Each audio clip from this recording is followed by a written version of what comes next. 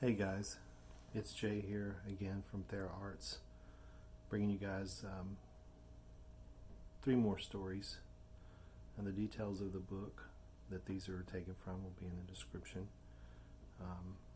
Hope you find them useful.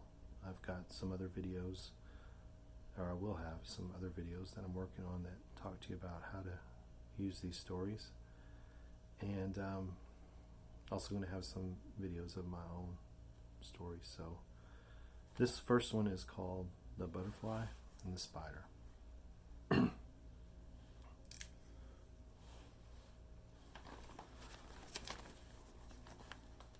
Once upon a time there was a spider, and as spiders do, this spider built a very big web.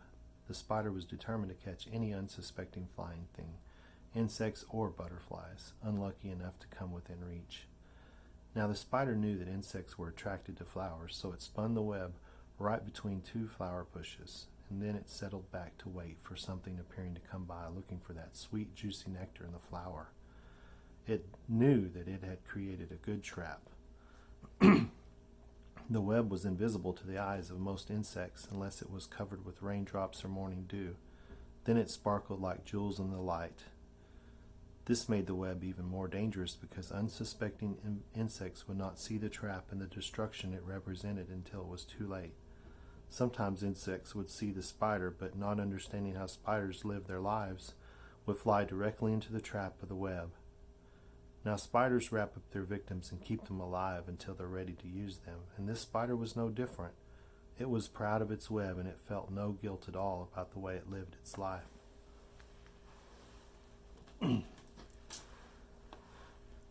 Now, as it was, one day a beautiful blue butterfly happened by, flying from one colorful flower bush to another.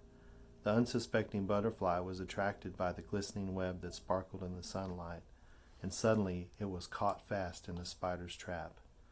Terrified, the butterfly tried to free herself, pulling and twisting and fighting, but the more she moved, the tighter she was caught. The spider counted on the terror of those it caught to make a prison of the web even tighter.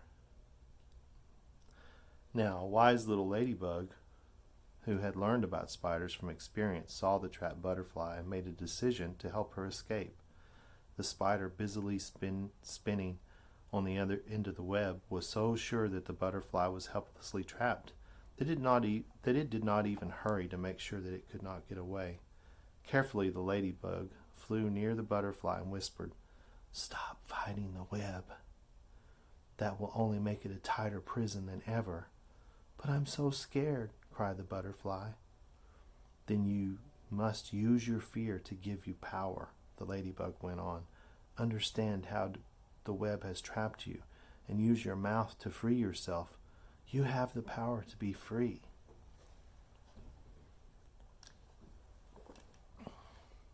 So the butterfly calmed herself down and stopped struggling against the web. Concentrating on what the ladybug had said, she thought about the best way to escape from the spider's trap. She used all that she had learned to figure out a way to free herself. Once she was free, she noticed that her wings were torn from being trapped in the web. As time went on, however, the butterfly was able to find a way to heal the hurt that she had experienced because of the spider. Soon she was once again a whole beautiful butterfly who loved to fly from flower to flower. But as she flew, she was aware of spiders and their webs and their traps. She made sure that she was always smarter than the spiders, and in this way she continued to be free. The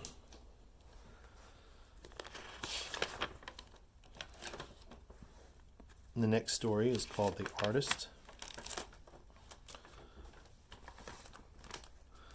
Once there was a little prince named John. He was very handsome, and he could draw better than anyone in the kingdom. In fact, everyone in the kingdom said that Prince John would grow up to be the best artist in the kingdom because he could draw animals and people and use brilliant colors in a way that no one else had ever been able to do. But something happened to Prince John. A very mean person who was supposed to love him did very awful things and made Prince John forget what a great artist he was. This mean person made him think that instead of being good, he was bad. When he began believing he was bad, to everyone's surprise, his drawing changed. The prince began making his pictures upside down and backwards with wrong colors.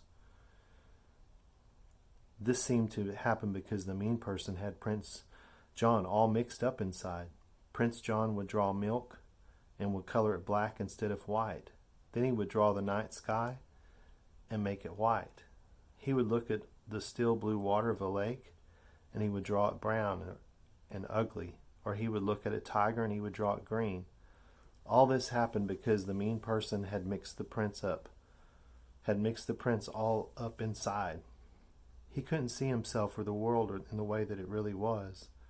When he saw the mean person, he was told again and again to see the world in the way that the mean person saw it, even if that was different from what everyone else was seeing.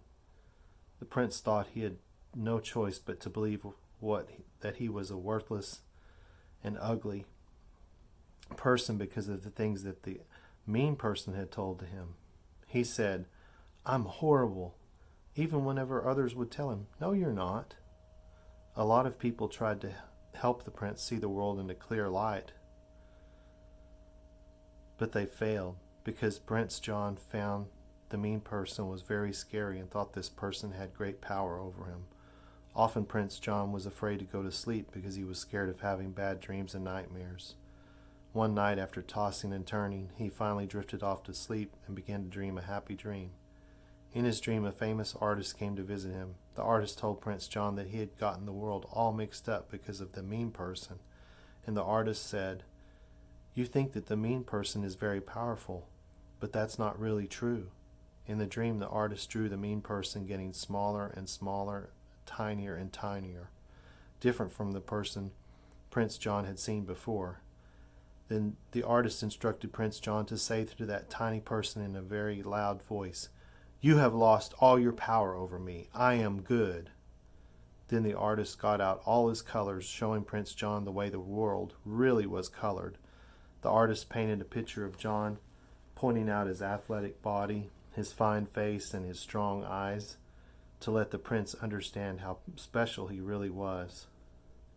When the prince woke up the next morning and began painting, a marvelous change had occurred. He had stopped painting in an upside down and backwards way. He returned to painting the best pictures in the kingdom. He painted the tigers orange and black, the sky blue, and the grass green. He painted milk white. And best of all, when asked if he was good, Prince John said in a strong voice, "I am good," and he really believed it. From that time forward, the mean person lost all control over him, for Prince John had found that knowing he was good gave him power, and he asked those around him to let him know if his paintings ever started to get upside down and backward again, because he wanted to make sure that he continued to see the world in a clear and right side up way.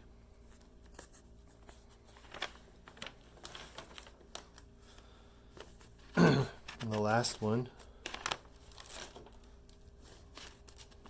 is called The Flower and the Sidewalk.